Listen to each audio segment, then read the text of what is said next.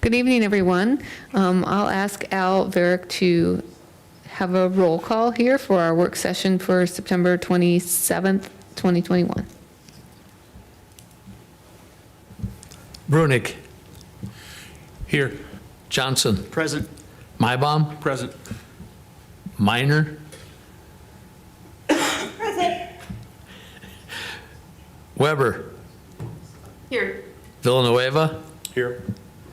City Manager Leon. Here. City Attorney Denherter. Here. Thank you, Al. In the absence of a mayor this evening, I would respectfully ask the commission to elect a mayor pro tem to serve as mayor both for our work session meeting and to conduct the business of our regular meeting this evening, as I don't expect Mayor Mosier this evening. So if there's a nomination and a second, that would be helpful. This is Weber. I would nominate Nathan Johnson. I'll second that. Are there any other nominations for a mayor pro tem? Al, do you need a roll call or would a voice? You can do voice. Okay, all in favor, please signify by saying aye. Aye. Aye. Opposed, same sign. I'm happy to pass this over to my left. Mayor Pro Tem Johnson, the meeting is yours to conduct. All right, good evening, everyone. We've got a lot to talk about tonight, which is why we're starting a little early. First of all, this is the time when we would ask the public if there's anything they would like to address the commission about that is not on the work study session agenda this evening. If there is, please step to the podium. But seeing no movement, I will turn it over to city staff so we can discuss FEMA risk maps. And I will invite Dave Mingo to the podium since Dave and his team are the lead on this exciting item. Good evening, Commission, City Manager. Dave Mingo, Community and Economic Development Director, along with Brad Beese, who's the Community Development Manager, and he is our resident staff expert on floodplain management. We were fortunate enough a couple years ago to receive some grant assistance from FEMA to get Brad involved in some training. It was a fairly intensive East Coast training session that lasted about a week, if I remember right. So he by far has the best understanding of this very complicated issue, but I'll say even with that level of understanding in the room, we, including Brad, are all still learning on a regular basis about the process, what it means for the community. Extremely complicated issue, and the goal tonight, please don't feel like you're going to leave here with a complete understanding of all possible outcomes or realms of possibility, because that's just not realistic. The goal tonight is to just provide some general information, get everybody an idea of the process that is underway at this point in time, and also cue any questions you might have in the short term, and then of course feel free always to call us as time goes by if more questions come to mind. Ask questions throughout this presentation. We're going to try to keep the presentation fairly short because we know that the question and answer part of it is gonna dominate a lot of what we want to take care of tonight. Typically what we've seen is questions turn into 15-minute sidebar presentations. So when we answer your question, if we spend more than a couple minutes, that doesn't mean that we're trying to cut things short as far as getting a complete understanding. That just means that we probably need to have maybe a separate side discussion about issues like that. We've been working with FEMA on a remapping process for over 2 years, and Brad will explain that and what it actually means for a number of counties in the James River Valley. We've been participating in the program since 1978, and I am very proud to stand before you and say that through all of our audits with all of the floodplain managers that we've had on staff, even me way back when it was kind of in my purview, and Joe Morrow more recently, and now Brad, We have passed all of our audits with flying colors, so nobody should leave this room thinking that FEMA's remapping at this point is any indication that floodplain management in the community hasn't been anything but correct and doing the right thing. They try to remap about every 5 years, but typically that timeline extends out to almost twice that. And Brad's got the beginning of the detailed part of the presentation, and then we're just going to kind of switch off here about midway through a couple times and just keep the flow of the evening going. But again, stop us if you have any questions.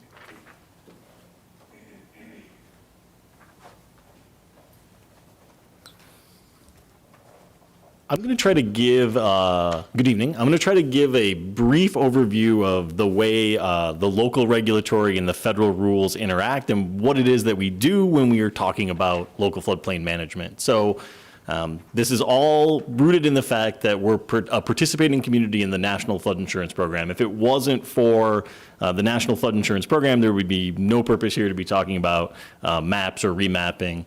As a part of that, because the way federal law works, there is no ability for FEMA or the federal government to regulate individual development in the community. That's a community activity. That's why we adopt the floodplain ordinance, and I put the reference there. If you're interested in reading through the floodplain ordinance, that's based on a template provided by the federal government. And when we go through the process of map updates, often we update the floodplain ordinance. So the last time the floodplain ordinance had any, I wouldn't even say significant changes, any real changes at all would have been back in 2010 when the flood insurance rate map was last adopted.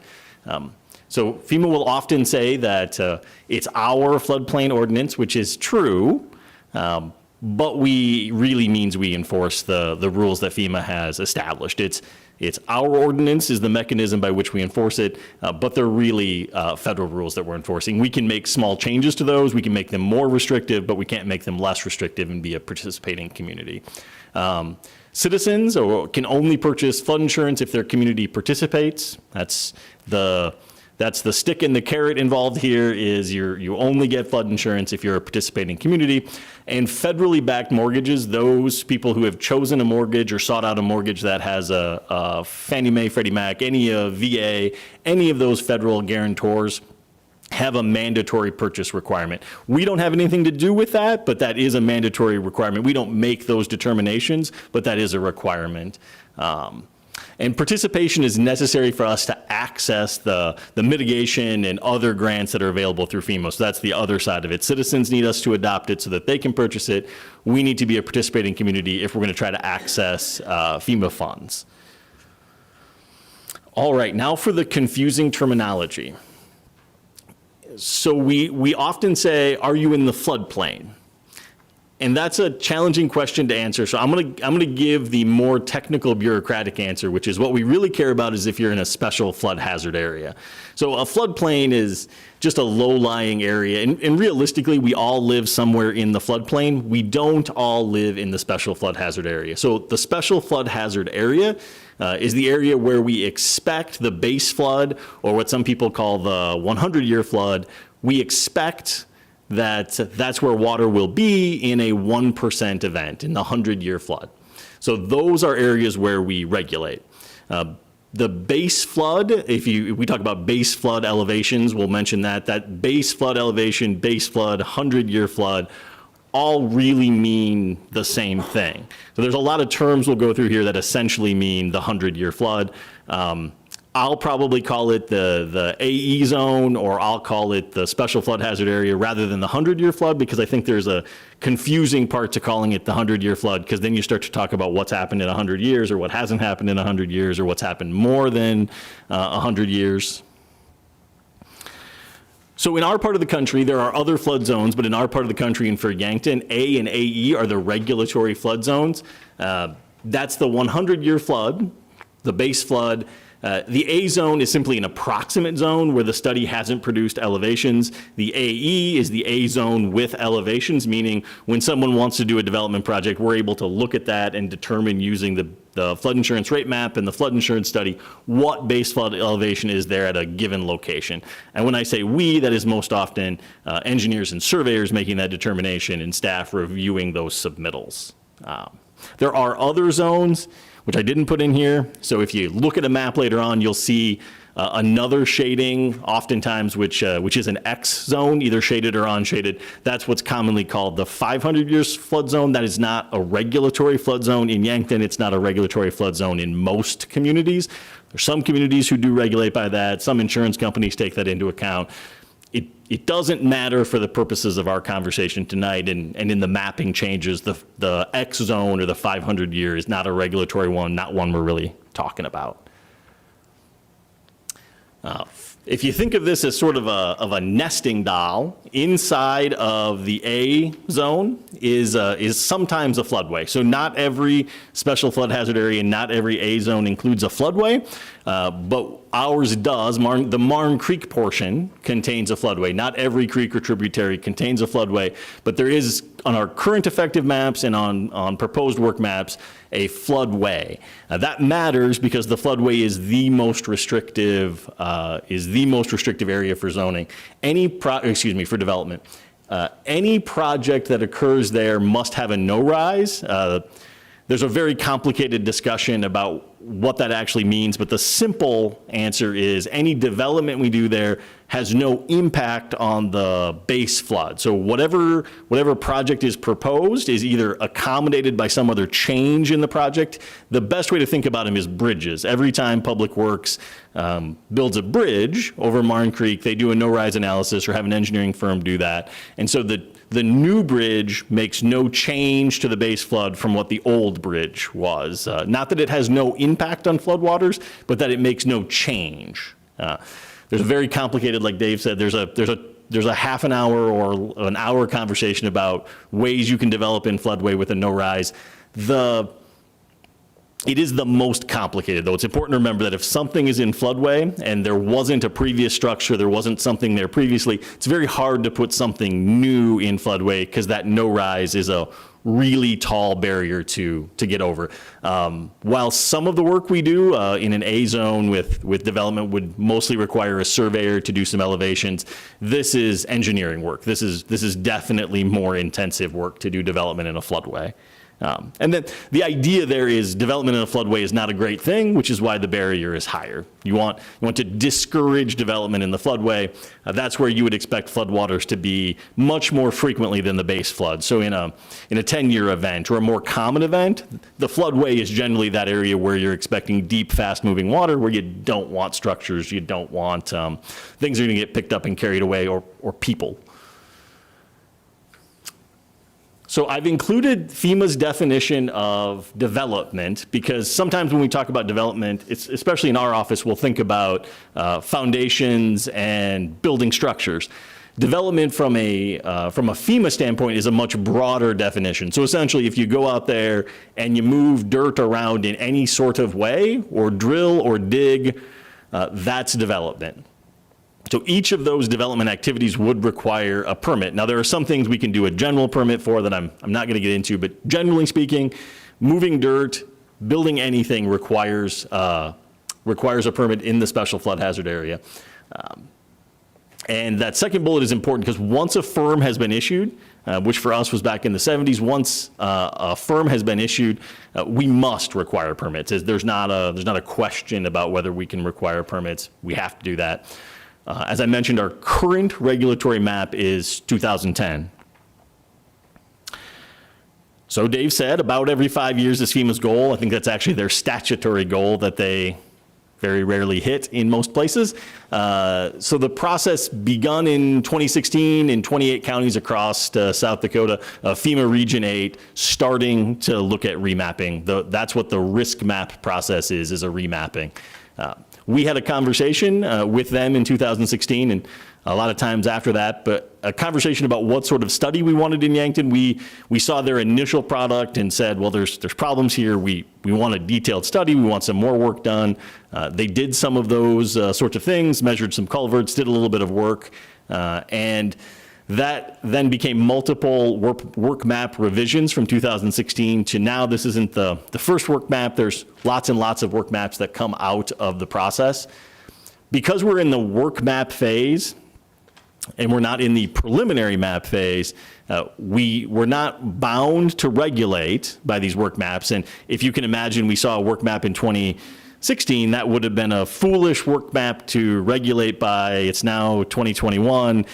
Decisions made by the 2016 map would have been vastly different than even the work map that we're looking at today. So the idea is we take into account information that shows up on these work maps as we think about development and as we have conversations with folks doing development, but we don't have to regulate by them. Once a preliminary map is issued, then we have to regulate by the preliminary map. We have to use the preliminary map as a regulatory tool. Whatever happens, whether we'll talk a little bit about Dave will talk a little bit about the technical problems we have with the technical questions we have about the map, the work map they've put together, but it will be our map to regulate. Once the map is delivered as a preliminary, it'll be our choice to adopt it or not, but that will be the work map we have to regulate by. Sorry, you looked like you had a question. I do. I was going to pause long enough for you to ask it. When can you expect that to occur? That's the burning question that I've gotten so far. When would be your best So guess? I hate to say, and I will give you an answer. I hate to give you an answer because every other time I've given an answer, it's been wrong. So this one, I reserve the right to be wrong again about.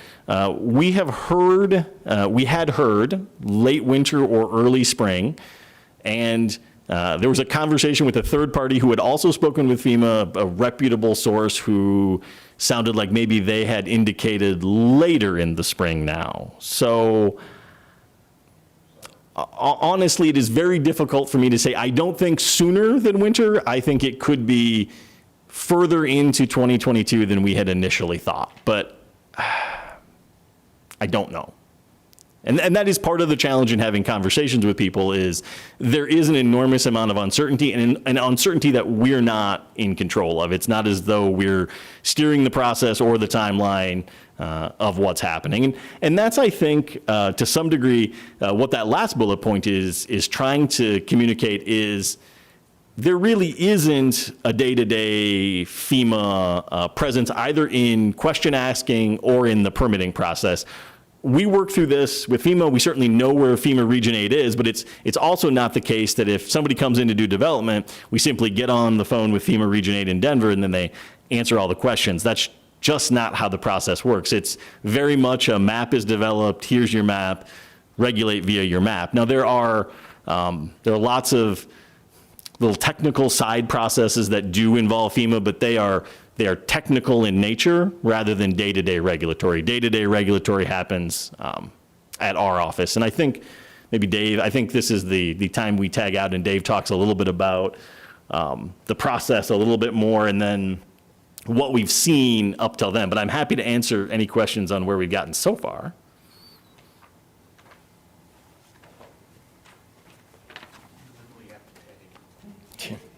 Well, if it wasn't for the times we're in, I would.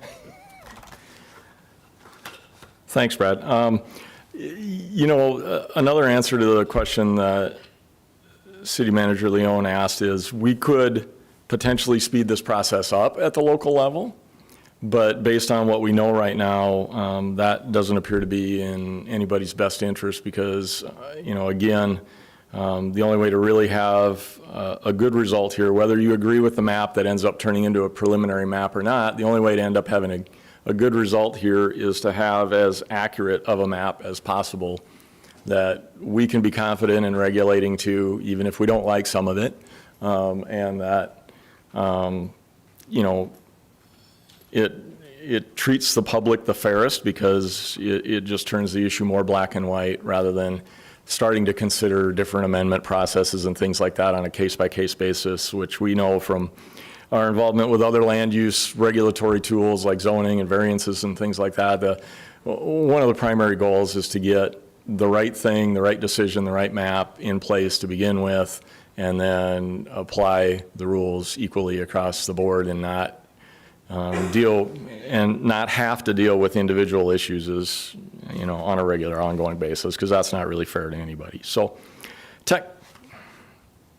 Technical problems and investment. So at this point, FEMA's position is the work map, and I'm gonna say this again. I know Brad said it once, and I'll just reiterate it. Right now, we're in what's called a work map phase, which is what you see around the room leaning against the wall. That means that FEMA is still receptive to having our input, having us provide comments.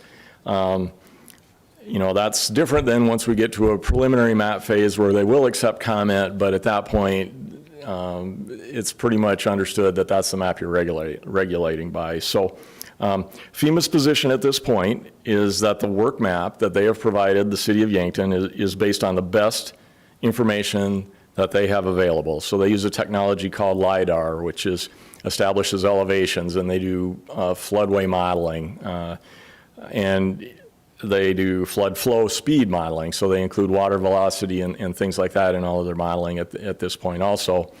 And they attempt to identify bridge sizes, culvert sizes, all of that, et cetera, impervious surfaces, and model what they see, and I'm going to use old terminology because I'm not quite like Brad, what they see as floodway and floodplain or special flood hazard area. So they attempt to model that in their work map.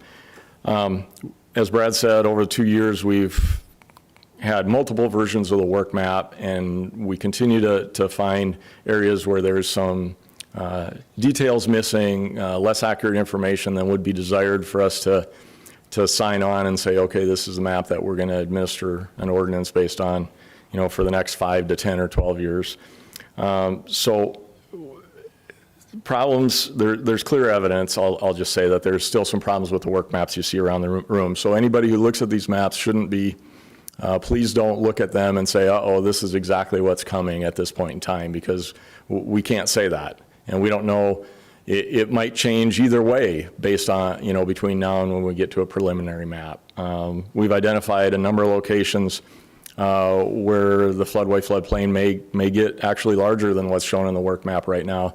We've identified a far greater number of locations where it has the potential to be decreased from where it is right now. Elevation data standards and culverts and crossings, we're seeing some indications that there's some inaccurate data, or I should say inaccurate probably isn't the right word. I'll say data that hasn't been fully vetted. So there's more information to mine out there as far as culvert sizes and elevations on culverts, because when they use technology like LIDAR, it's tough for them to see, well, they can't see below the surface of the water that may have been there when the LIDAR was taken. It's tough for them to see through vegetation and things like that with that sort of technology. So based on the data that we've evaluated so far and the experience that we've had in the field, and as recently as 2019 when we had that event and what we saw, there's some obviously areas that we can improve. The other thing is that LIDAR technology is dramatically improved over the last couple of years even. So there is the ability out there to get better quality data. FEMA's position on that is that they're using the best data they have available, so our response to that, and as City Manager Leon has informed you, we are actually contracting with a company to produce a new and higher resolution set of LIDAR that we can use for comparative analysis. The other thing we have happening is we had FEMA send us via hard drive, is the easiest technology to use to get that volume of information, send us the information that they're using to produce the map, and we have sent that on to our consulting engineer that's doing the hydrology for us. Some work for us now under a special contract to analyze that and just try and reaffirm what we're seeing as compared to what the maps are showing, and make sure we get the most accurate map possible. You know, in the end, the goal is to have the accurate map, because again, it's not doing the public or FEMA any good or staff. You know, I've heard Brad have this conversation already 30 plus times at the counter with people in the office. It doesn't do any good to administer the ordinance based on a map that we question its accuracy. Doing that would put us all in a position where we would end up having dozens, maybe hundreds of discussions about separate individual processes for letter of map amendment or something like that on individual properties. So what is the impact of what we've seen from the current map that we're regulating by, which is that 2010 map, and the current version of the work map? And I can't emphasize that terminology enough because that could change shortly. The impact, 433 new properties, approximately 200 additional acres through the community added to the special flood hazard area. 133 new properties, 140 additional acres added to the floodway. So that's an area increase of more than 300% in just the floodway. You know, Brad mentioned our community's requirement to be in the program to have our residents have access to flood insurance, and I think most everybody understands what that access means as far as the ability to get mortgages on property. When you add 139 properties to the floodway, that means that those properties are probably never going to be able to receive a mortgage. So you're talking about cash sales, you're talking about properties that it's going to be tough for owners to consider making substantial investment or even doing regular maintenance on. So that's a huge concern of ours, is if you own one of those 139 properties that gets added to the floodway, are you really going to put money into siding and shingles and things like that when you know that your property value is decreased dramatically just based on the adoption of the ordinance? It'll cost any property owners a substantial amount of money just from an insurance purpose standpoint.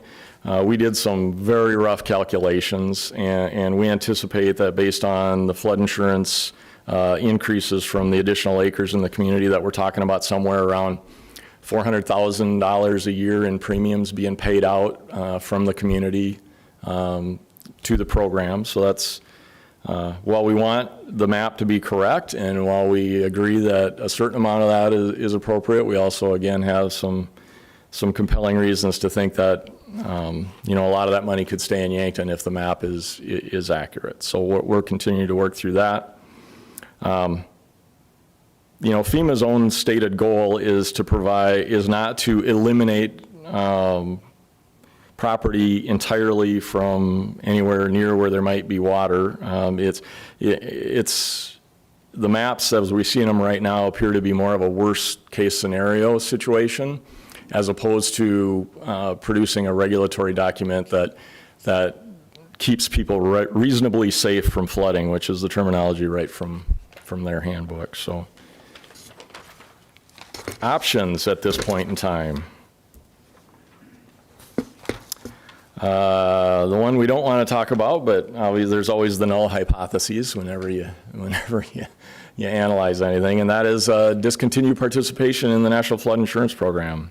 Not only does that eliminate the ability for federally backed mortgages in the community, but it also would render the city ineligible for access to not only FEMA grant programs, but there are a lot of other grant programs where participating in the NFIP is a box that needs to be checked to be eligible for bringing that money into the community. So it would put the city of Yankton severely behind the eight ball as far as having access to those funds, and even more importantly would affect the lending institution's ability to do business in Yankton. Except the maps as generated by FEMA, the work maps, or next month's version of them. It does not, again, correct for modeling errors and the increased regulatory costs. I'm envisioning a scenario where just because of all of the anticipated individual actions that would be requested for doing letter of map amendments, et cetera, that essentially that would mean Brad and one or two other people's time in our office just dealing with that continuously and not dealing with all of the other goals that we have as an organization. So it would mean pretty easy to anticipate a substantial additional investment on our part just to administer the program because, again, there'd be dozens, if not hundreds of people interested in having their property reconsidered individually. Our recommended path and the one that we have begun to invest in based on city manager's input and trying to stay ahead of the game is to provide a technical response to FEMA. And the key is to get that technical response submitted and under their consideration prior to us entering any comment period with a preliminary map in place. So at this point in time, you know, we have some folks at FEMA that are willing to keep an open mind and work with us and talk to us, and we're very happy about that and grateful for it. And our goal at this point is to prepare enough technical information questions so that, and some improved data so that they'll consider that and plug that into their modeling, and hopefully from that we can see as accurate a map as possible.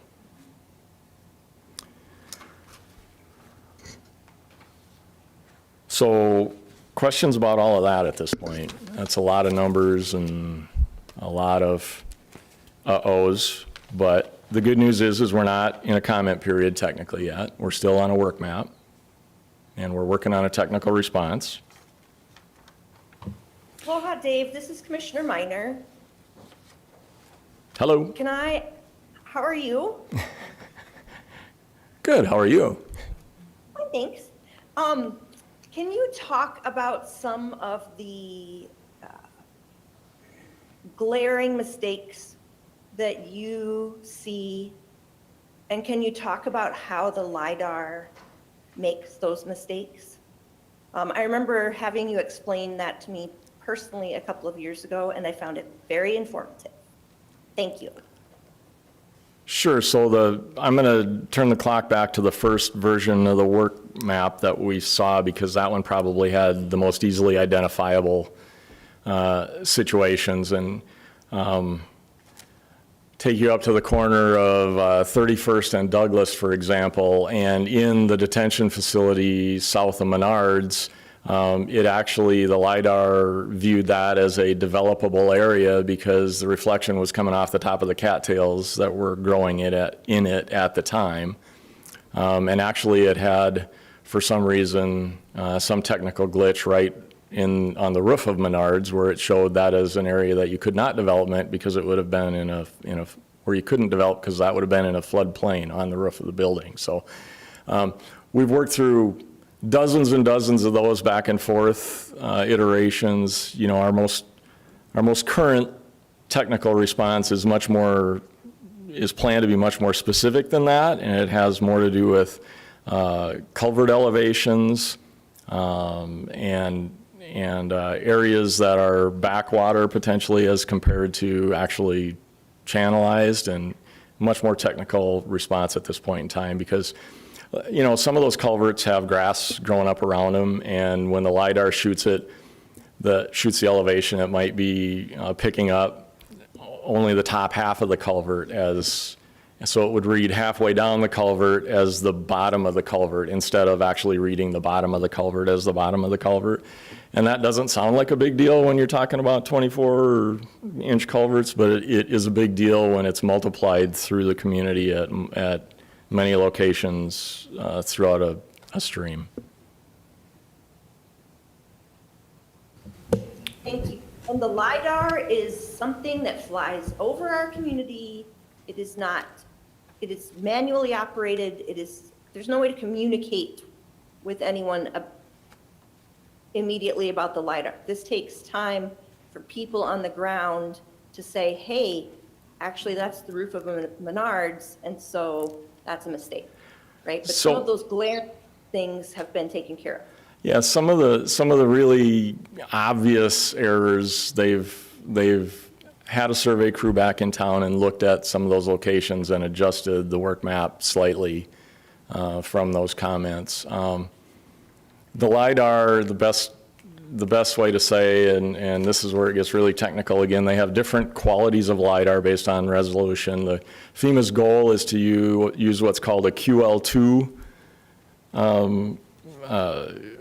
resolution or accuracy of LiDAR, and some of the LiDAR that they had available to them, which was what they were discussing as the best available information, was QL3 information. So that's a lower quality resolution, less specific.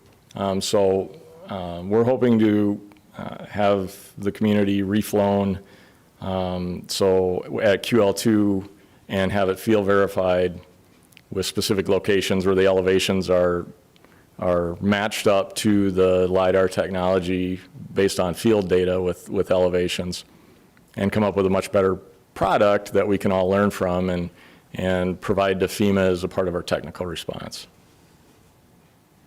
Thank you very much. What did I for say, the Ron? explanation. Brad's got more. Everything Dave said was correct, but elevations are only a part of the process. So having accurate information about elevations is incredibly important, and we think more accurate information in the models will result in better models. The models also make assumptions. So that's also the challenge in a community the size of Yankton, is to be able to have stream flow data. So we don't have a stream gauge that has 45 years of stream gauge data to plug in.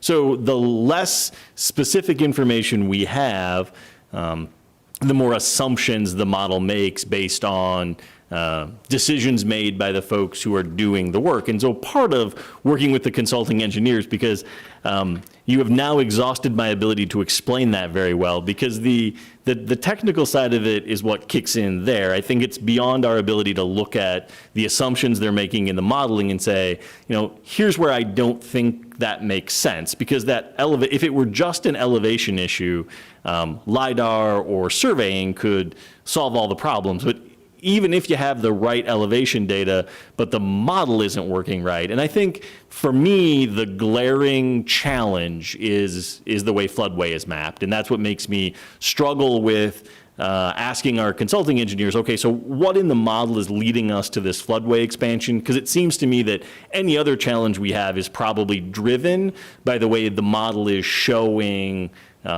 the flood event occurring. So trying to get back to, is it elevation, is it assumptions, is it what particular part of the process is causing this change? Because if you look at the map just based on elevations, or you look at the community just based on elevations, there are areas in the floodway that would really make you scratch your head and go, well, how on earth are floodwaters going to get there? And never mind, how are they going to get there really regularly? Because the floodway is a place you would expect floodwaters to be at times other than a large event. And so that's where the model, the culverts, the assumptions, stream flow data, all of those things come together. LiDAR is a part of that, but it's just one data component in a more complicated system.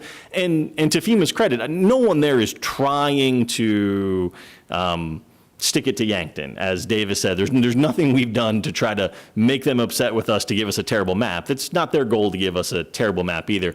I think part of the challenge is it's a very robust system they're now using to try to do this modeling.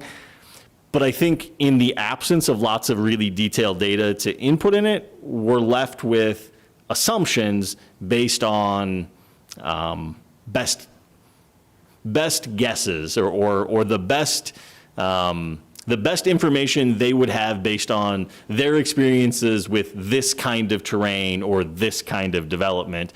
We just think those assumptions in our case aren't working. And aren't working for both sides, for FEMA to have a good map to regulate by, and for us to have one that makes practical sense. There will always be, I should say, there's a sense in which this can just be the angry toddler who didn't get what he or she wanted.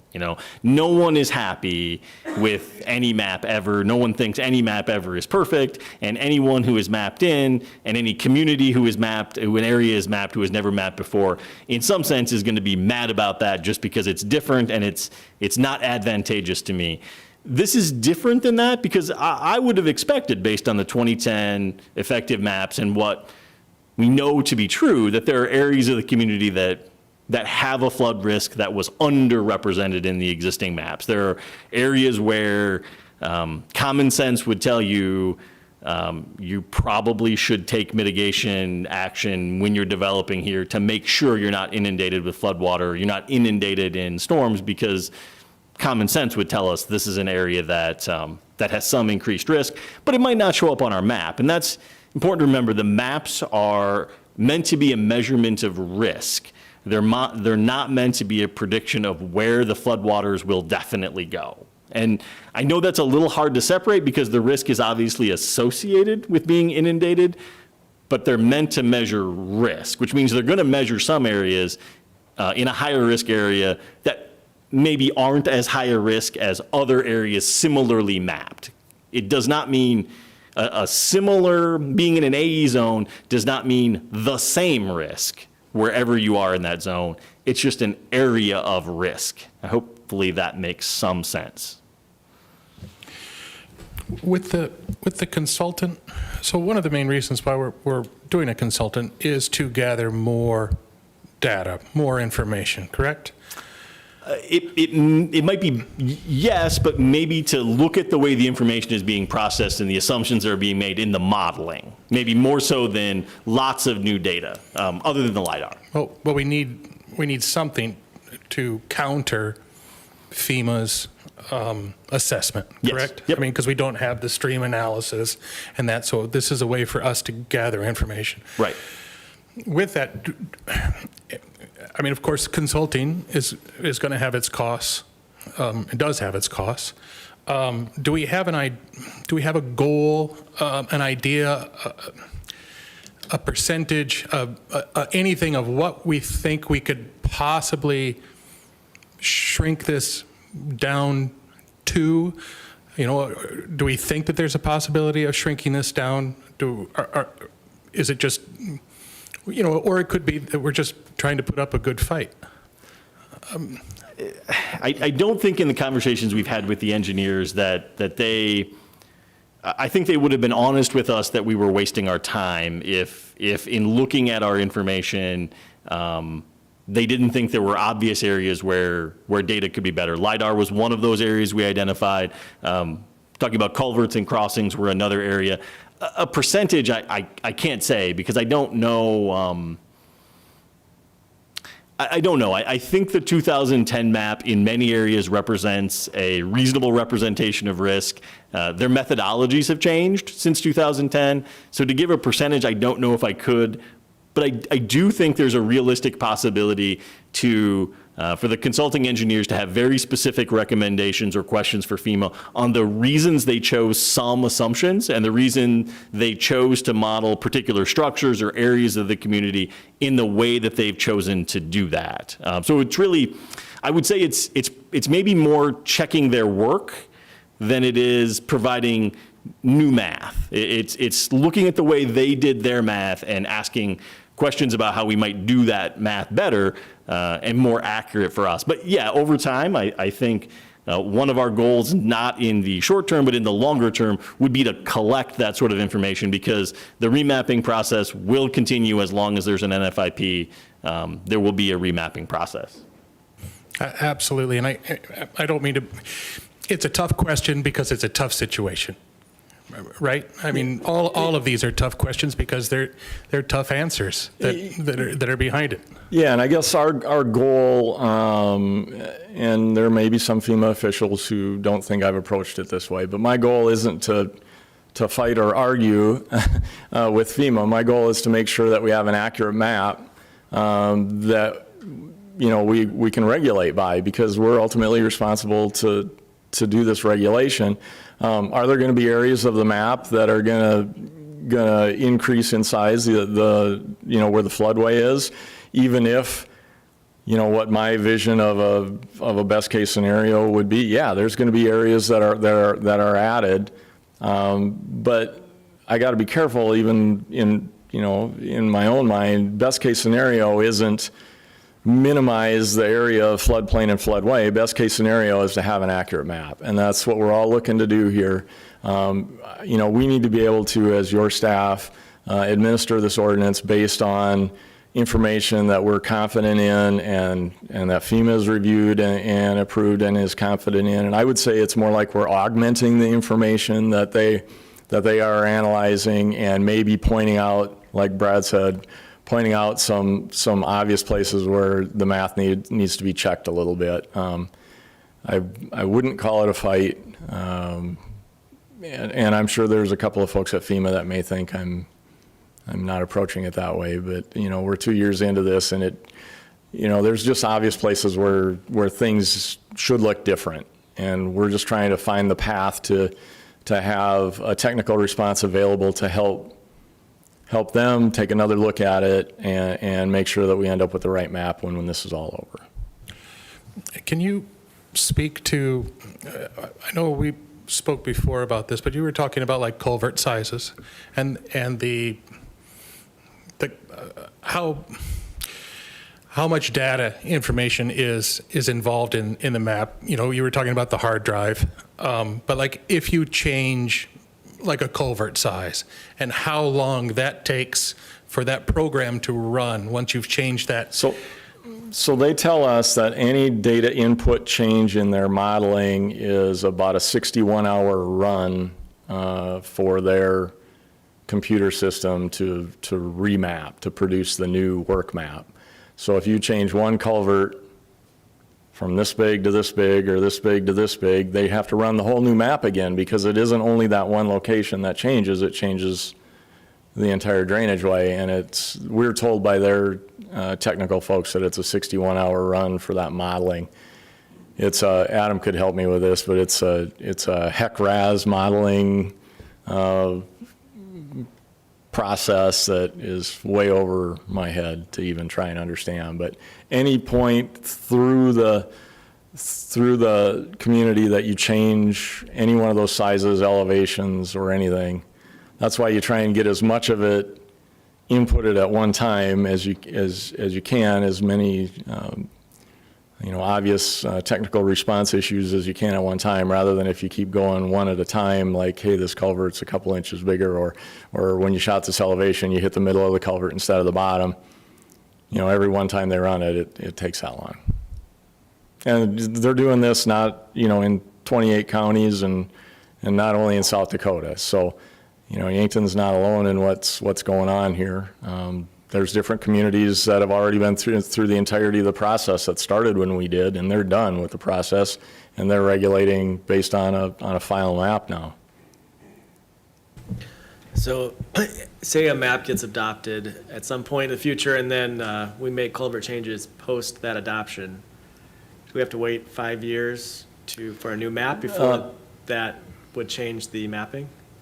So that was part of the beginning of the stuff that Brad was talking to you about with the floodplain development permit process. So anytime there would be any work that would affect the floodway, which is essentially a majority of what we're talking about with culverts, that would have to go through a permit process with them. So as far as the overall map, yeah, that's probably correct. Yeah, I'll let Brad go on this. Yeah, and the careful thing there is if you make something bigger, you have to study the impact that has too. So generally speaking, when we do those culverts, we're doing a no rise, meaning no change, but not, there's a temptation to think, well, if we just made everything bigger, well, then we would solve all the problems. And there is a sense in which you can do mitigation projects to do that, but then you do something that's a letter of map revision, which is a big chunk of the community. So if your worst case scenario, and there's an example of a worst case scenario, well, that's a bad one because it was an approximate zone. But let's say we have this situation where we have a map, we have, and there are portions where we think we could make stream improvements that would have positive impacts on the ability of Marne Creek or one of the other tributaries to move floodwaters safely down through the system and keep Marne Creek in its banks as much as possible. That's possible, but before you do it, you do the analysis based on the model. So you work with engineers to design those changes because you have to study the impact they're going to make downstream and potentially upstream. as you drain water more quickly. So the short answer is yes, and no, you wouldn't necessarily have to wait 5 years. But all of that work is on our dime or the developer's dime, where you start to make those changes, you figure out how it works in the, you plan to make those changes, you figure out how it works in the model, and then you propose those changes, then FEMA can review and potentially incorporate that. So the way that works is basically you would pretend you were getting out a scissors and you're going to cut out the area that you've studied and you've done work, and then you paste the new version of what that is over top. It's not impossible to do that on an entire stretch of a creek or a tributary, but it is really intensive and a really difficult project. So that's why they're generally speaking done in smaller segments.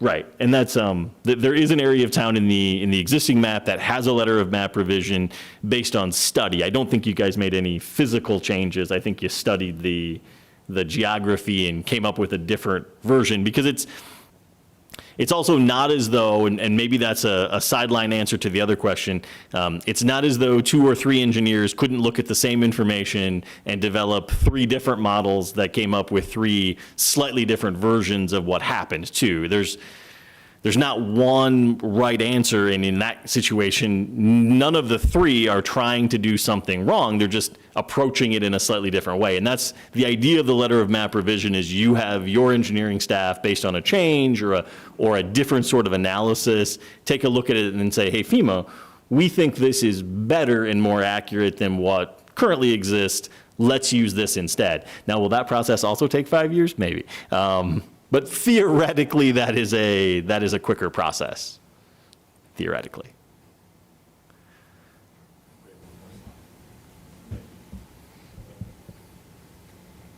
Let me ask another question, Brad.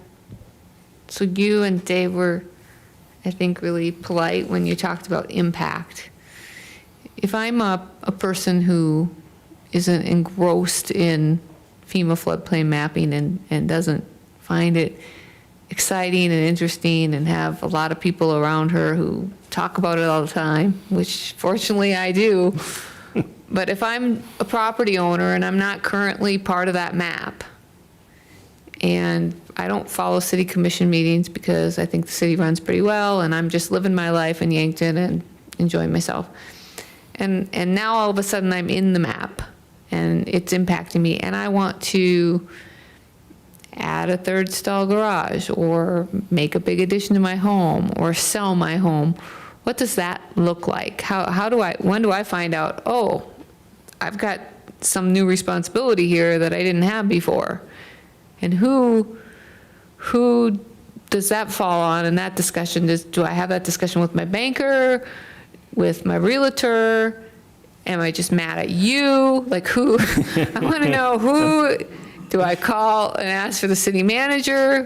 Where do we, what happens there? Well, when I'm giving advice, I usually say to call the city manager's office first. Thank you.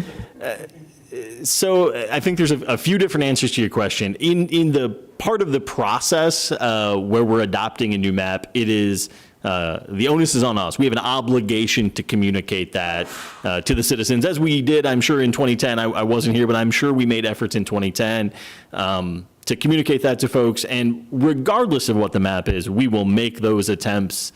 And we actually have some better tools available to us in mapping and parcel data than we did in 2010. And so I think we'll be able to reach people more directly who are impacted and are mapped.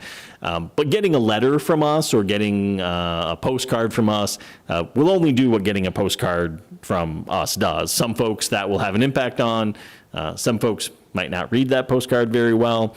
Some folks are going to encounter it. A lot of folks are going to encounter it when they are involved in a real estate transaction of one sort or a refinance, depending on the type of mortgage. I should be careful. We talk about a mandatory purchase requirement of federally backed mortgages, but each mortgage lender sets their own risk standards and has underwriters. And so just because you're not federally backed does not mean a lender might not also want to gauge that risk depending on the mortgage. So there's mandatory purchase, and then there's the risk analysis that every bank does, because every lending institution analyzes whether a property is in the special flood hazard zone on their own. So does a portion of it touch? Does the structure touch? How much of the structure touches?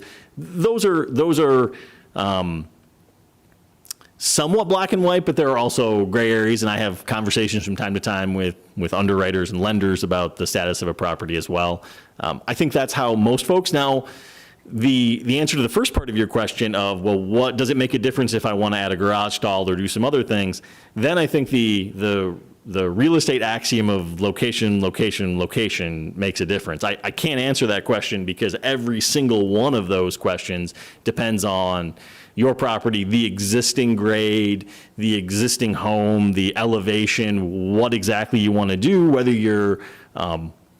whether part of your plans include elevating it or not. It's a complex answer, and I think at our front counter will be where those development conversations will continue to happen as they do today. But there could be situations where if I am now inside a map that I wasn't in previously, I can't do things easily or maybe at all with my property that I could do before I was in that map, potentially. Yes. And I could potentially feel like, well, I was sold, something where I thought I could do one thing and what didn't, or, I now have a mortgage on a property and now because I can't do what I want to get rid of that property, but that's not as easy because somebody else might also want a garage or a, mother-in-law cabin or apartment or whatever. Or so I'm just where the rubber hits the road.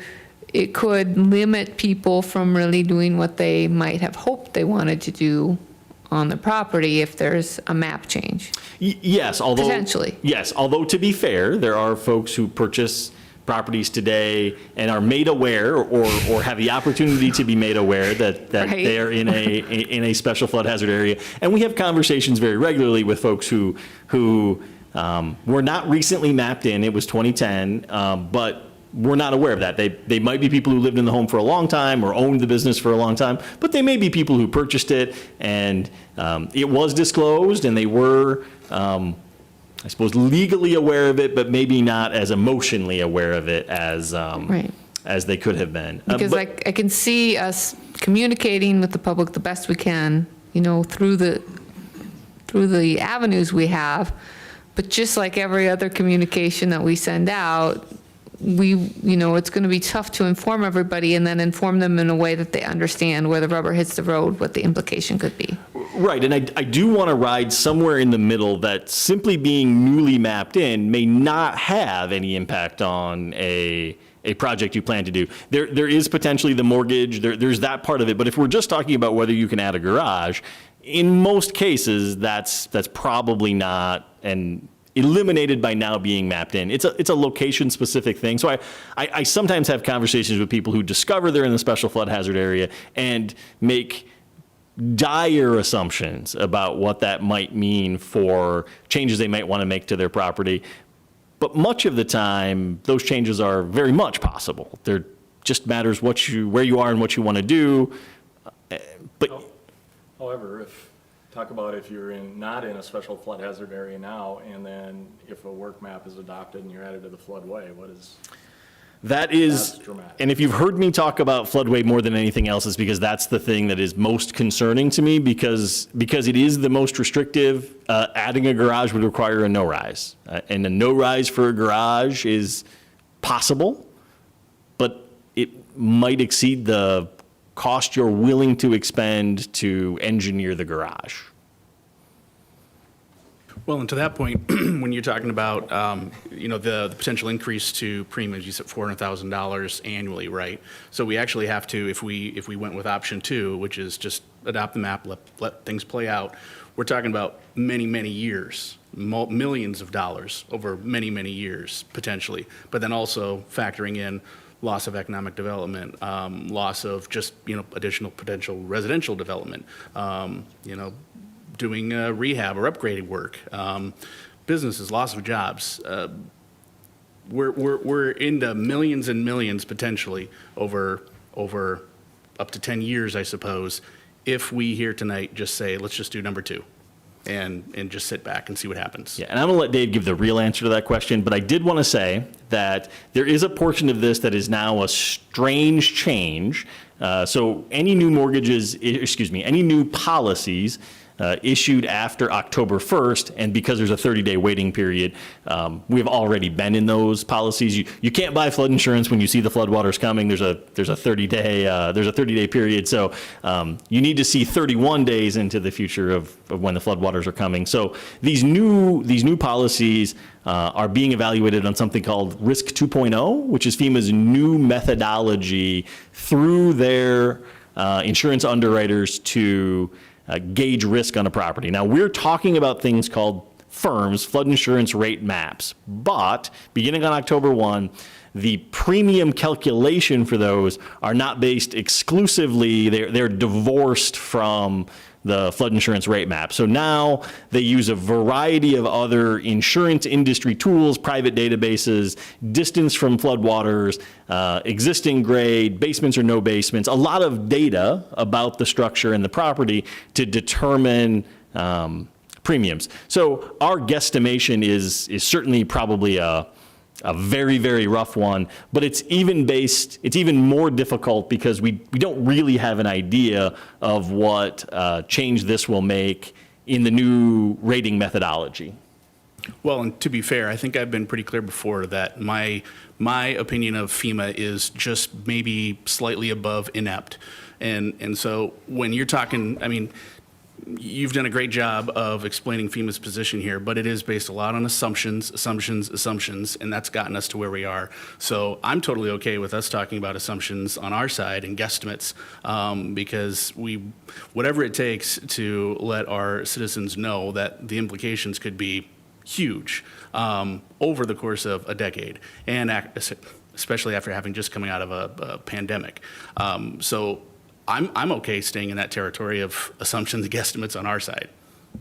Yeah, and like Brad said, that $400,000 number, and you mentioned, is an estimated annual number based on the current map and the most current version of the work map. We don't have any illusion that wherever we get to in this process with the most accurate data possible, we don't have any illusion that it's going to be smaller than our current map.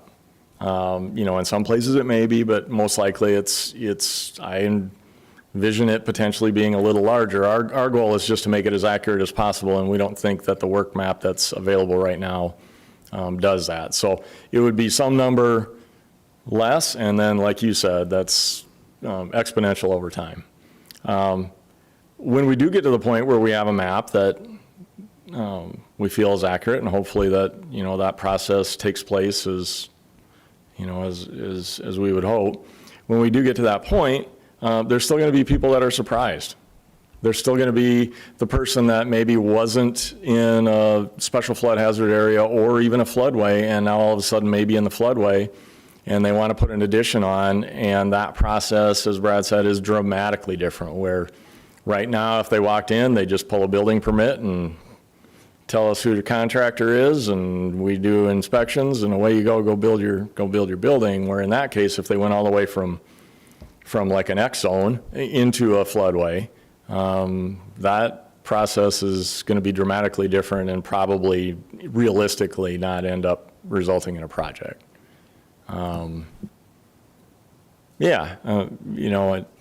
It's all a matter of trying to get to an accurate map that. I don't want to call it a compromise. I don't want to call it a fight. We just need an accurate map that we can administer the ordinance based on. So real quick, I just have one additional question. If you currently own a home, you have a mortgage on that home, you're all of a sudden now put into a floodway. Do you not have to worry about flood insurance unless you refinance? Are you somehow grandfathered in, or how does that work for the current? I don't have any idea, do you? Because, that's a huge impact right away. So my non-answer will be what they taught me in Maryland when there were questions about specific insurance situations, would be talking to your lender and your insurance agent. I don't know what the rules about existing mortgages are. I know that there was as everyone probably knows, there was a flurry of refinancing over the last year. And so we've had lots of conversations about refinanced folks who have come across this new information. As far as what happens midstream, I don't know what tactic folks are, I don't know what approach those agencies, lenders, and insurers are going to take. I would just like to throw out there that it will probably be up to each lender, but everyone has buried in their bank mortgage a clause that says the bank can call the loan for any factor that makes the bank feel insecure. So having that conversation with your banker if you're affected is a really wise idea.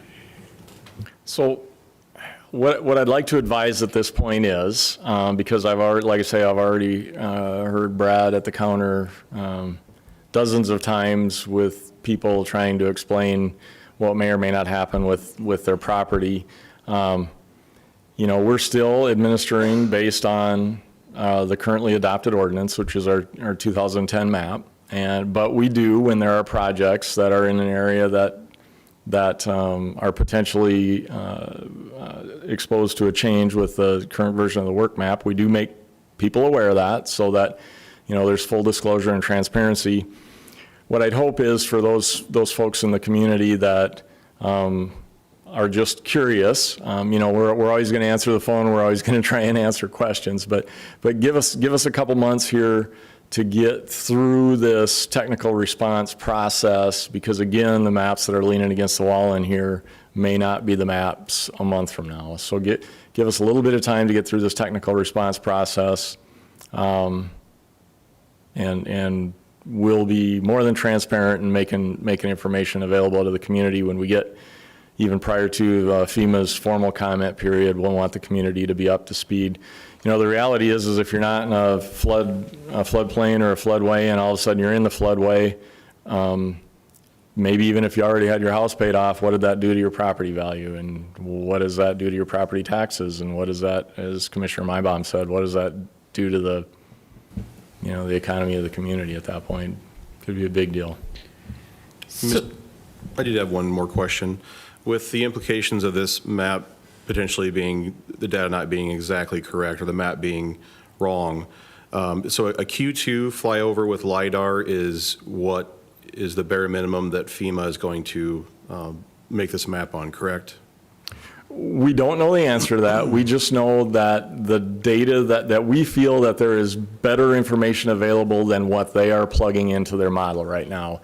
And they have informed us they've exhausted the information they have available, so our response is to provide them with better information that they can plug into their model. And so you made it sound like a Q2, the information we're going to provide will most likely be better. So with that being said, and the implications of this map not being exactly correct now, is there such a thing as a Q1, which is even more accurate, that spending a little bit of money up front might save a ton of money later?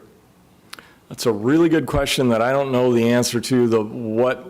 Just preliminarily, what we've heard is that anything more accurate than what we're currently in the process of getting taken care of essentially amounts to ground surveying the entire community. I don't know if Dwayne can answer that technical question. I don't know that there is QL1 data, but I don't know if we have a cost-effective means to capture the data over the size of the area that we will be studying.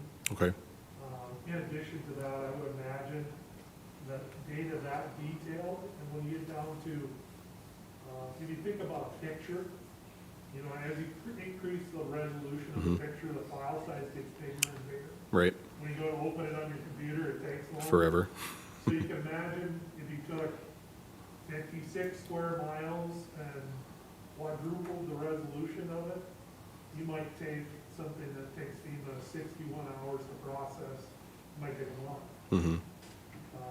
It may end up being something too big, too much detail for the scope of the size of the area that we're going to do. Okay. The chunk that we're going to propose to do covers the entire drainage way of Mont Creek. So it goes out to the northwest and out to the west, covers both of the branches. So that's really important what Dwayne just said there is, we're not just talking about an analysis within the corporate limits here, because that isn't how water works, is it moves through the community diagonally. We had to include a significant amount of property out to the west and northwest, and even to the east a ways, so.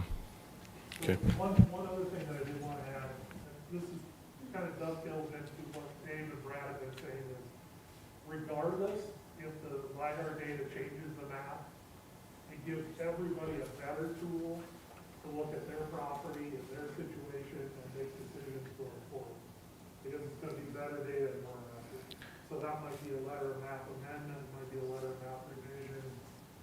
It just gives everybody one more tool to make better decisions. So for the listening audience, what our IT guru is saying is that the new LiDAR, the QL2 LiDAR, regardless of how the map ends up, is going to provide everybody with better information to base any analysis, even if it comes down to getting a site-specific analysis for a letter of map amendment.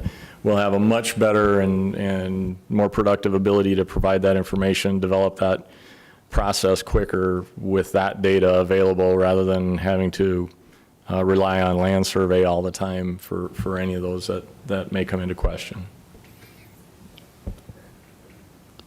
One last question. So you did make it sound, Mr. Mingo, that some of the people at FEMA were happy to hear from you, and maybe some not quite as happy.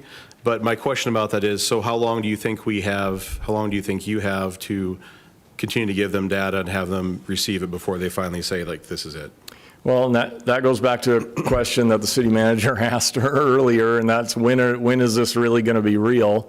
And so FEMA has a 90-day comment period, right? 90 or 60? A 90-day comment period that leads into that map being official. But at the beginning of that comment period, even though it's called a preliminary map, that's technically when it's official. And from that point on, then it's a process of appealing that determination. From that point back to where we are now, it's a process of working together with FEMA interactively with technical responses where they'll actually accept information and plug it into their models. It isn't an appeal at this point. So, the timeline, Commissioner Villanueva, if you try and walk it back from April or May or whenever that may be, and that is a floating date from everything we keep hearing. We have a few months here yet to work through the technical response part of this process. And maybe to bring that full circle to it's our ordinance will be once, and I don't think we've talked about, once the preliminary map is issued, then a series of time clocks will start for us to bring you folks a new,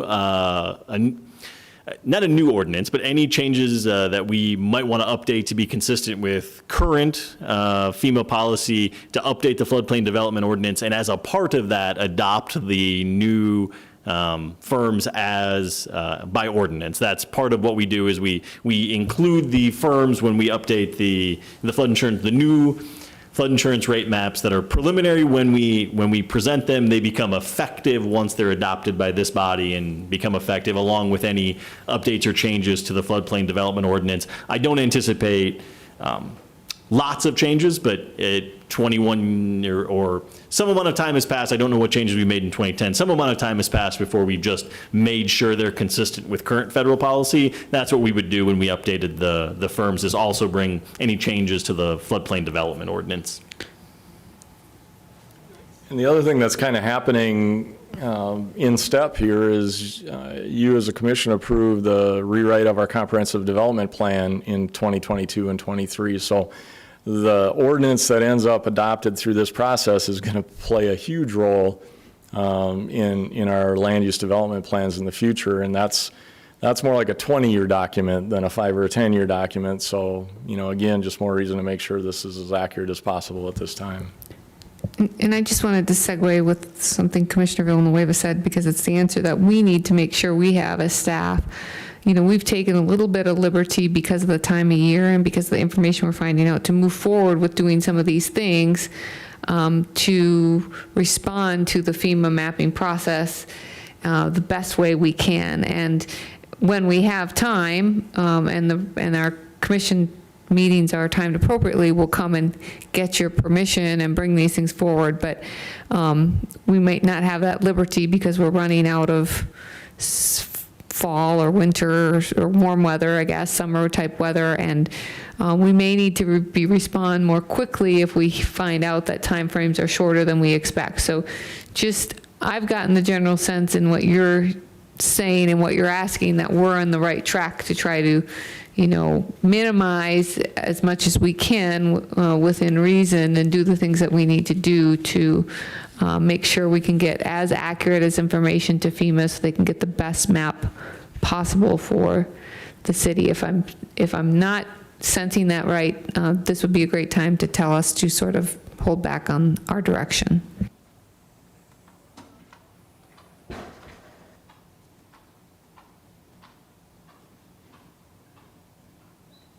Is Yankton County going through the same process right now? So Yankton County, the city of Yankton is in Yankton County, and yes, Yankton County is in the same process. The Yankton County has, as you may have seen in their advertisements in the newspaper, they have moved to administering the ordinance based on the work map at this point. So that is different than what we're doing in the city at this point in time, just based on the additional technical response that we feel is necessary. You mentioned, or I'm sorry, Dwayne had mentioned 60-some plus miles worth. Obviously, we're talking about Yankton County. Is this something that, if there is potentially additional investment that the city commission needs to make towards engineering, accuracy of results, that we would potentially even partner with the county on certain aspects of this for areas outside of city limits, if that means an engineering firm is working with us across multiple areas that are inside city limits and outside city limits. So I understand the question. We, from a regulatory standpoint, are only capable of administering the ordinance or applying the rules within the corporate limits. But yes, as a part of our analysis, we had to request data from outside the corporate limits in our growth areas and in the stormwater area from Martin Creek in the watershed. And I don't know why we wouldn't be happy to share that information from outside of our corporate limits with Yankton County if they're interested, if that's the correct path for them. Would you mind sharing for the general public what a LOMA is and the process a private landowner would have to take to, and what that process looks like, I guess, to apply and get a LOMA? Sure. So a letter of map amendment is what a LOMA is. It's one sort of letter of map revision. So within the idea of a LOMA is built in that the maps are doing their best to display accurate information. We may find that elevations are different on the ground than they appear to be on the map. So if that's the instance, we'll probably let's use the example of an existing home is built and the map shows that home is in the special flood hazard area because it's below base flood elevation. But someone suspects that their home probably near the fringe of the special flood hazard area, not maybe smack dab in the middle, but closer to the edge, is actually higher than base flood elevation. They'd hire a surveyor and engineering firm to confirm that based on the rules that FEMA has, and then submit a letter of map amendment to FEMA for review. I generally see those as in folks will share them with me, the engineers or surveyors will share them with me. We don't really have a specific role in the process other than to intervene if there's some sort of information we know to be blatantly inaccurate, or if we have knowledge that someone is intentionally sharing incorrect information. Otherwise, FEMA makes those reviews and then issues a letter of map amendment if those steps and the checks they made all were accurate. That does not result in a new map being issued. It results in a letter that describes the structure or the portion of the property that was removed from the special flood hazard area. So sometimes that would be the footprint of a home, sometimes that would be a portion of a lot, and then those become a legal and effective part of the FEMA map. I guess I should backtrack and say it could theoretically be possible that the Loma occurred somewhere, smack dab in the middle of a large special flood hazard area, but we more likely see them in areas on the edges where the accuracy of terrain data isn't as high. Although there are segments of the community where there'll be 2 or 3 houses that are higher than the adjacent grade, and they're able to get a letter of map amendment that would remove them from the map. Wouldn't necessarily remove all of their risk. It would likely, there would probably still, if you were mapped in, there's probably still some risk of floodwater inundation, but you're likely to see a lower premium if you choose to purchase flood insurance to protect yourself. However, with the new Risk 2.0, I have no idea if that is still true or not based on all of the other mechanisms that are utilized. And I give this really long answer because the letter of map amendment might make some change for what we can do from a regulatory development standpoint. If you have a Loma that removes your lot from the special flood hazard area, well then we can do the development things without the elevation process. But that doesn't necessarily mean that if your lender required flood insurance that would be affordable, even if the regulatory side of it worked out. So whenever we talk about this, there's the regulatory development side that we do, and there's the insurance side and the premium setting and that we really we're aware of, and we know that it's the purpose of the program, but our day-to-day is the regulatory development process step. So, right. Issue you a building permit. So I don't give folks who come through the door advice about Lomas. Surveyors and engineers are the best folks to talk them through whether that might make sense in their individual property or not, just because it's not really our role in the NFIP process, other than kind of a broad introductory conversation. We are starting to run to the end of our time here, so I just want to ask the audience if there's anyone who has questions or comments about what we've discussed tonight. That would be the time to step to the podium.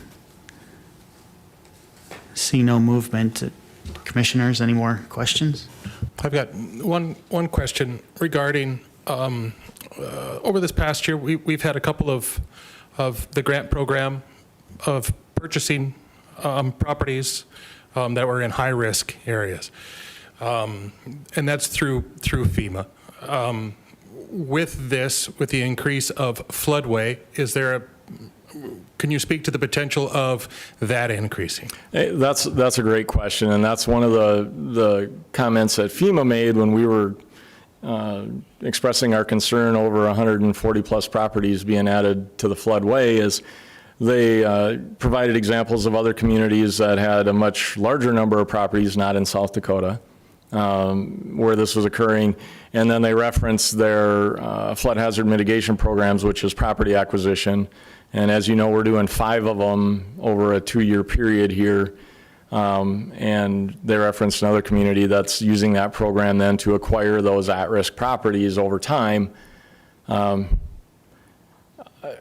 problem is if you do 5 or 10 at a time, how many years does that take you to get to 140 some? But yes, technically, there's a FEMA program available at this point in time, and it's funded that allows the acquisition of at-risk properties, like we have done those 5. And that at-risk, can you give a synopsis of what at-risk? They're in the floodway. They are at risk of falling in the creek. They have had water in them on a fairly regular basis, or they are identified in the floodway, and there's a full process by which they're appraised and eligible for for funding up to 75% of that appraised value, and then the community, of course, has to match that. So there is a local expenditure also. It's not a 100% federal grant program. But yes, when they say at risk, they mean imminent threat more than at risk even, so. Well, we are at 5 minutes till, and after an hour and a half of this, some of us might need a break before breaking into the regular session. So with that, I just want to thank Brad and Dave for this really in-depth presentation. A lot to digest, and it certainly has large implications for our community and our residents. If there's no more commission discussion, I would ask for a motion to adjourn. So moved. Second. We've got a motion and a second. All those in favor, say aye. Aye. Is anyone opposed? All right, we are adjourned until 7 p.m.